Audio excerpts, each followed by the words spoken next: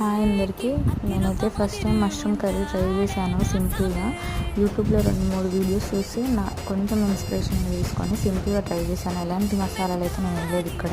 First oil వేసుకున్న తర్వాత కొంచెం జీలకర్ర, ఉల్లిపాయలు, పచ్చిమిరపకాయలు వేసుకొని కలుపుకోవాలి.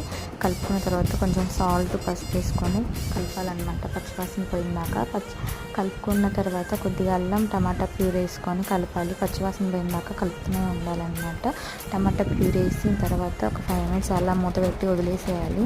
ఈలోపు గ్రేవీ అనేది దగ్గర పడుతుంది. ఆ గ్రేవీ అనేది దగ్గర పడ్డాక కొంచెం కారం వేయాలి. కారం వేసుకున్న తర్వాత మళ్ళీ కలపాలన్నమాట. కలిపిన వదిలేయాలి. కొంచెం మగ్గబెట్టాక మష్రూమ్స్ అయితే వేసుకోవాలన్నమాట. ఒకటి గుర్తుపెట్టుకోవాలి, మష్రూమ్స్ కట్ చేసేటప్పుడు మనం ఉప్పు నీళ్ళలో వేసి కట్ చేయాలి, లేకపోతే నల్లవైపోతాయి అన్నమాట. ఇంకా కొంచెం మగ్గనిచ్చాక 15 నుంచి 20 minutes వరకు మగ్గనివ్వాలి. తర్వాత కొత్తిమీర వేసుకుంటే అంతే అయిపోతుంది. ఈ వీడియో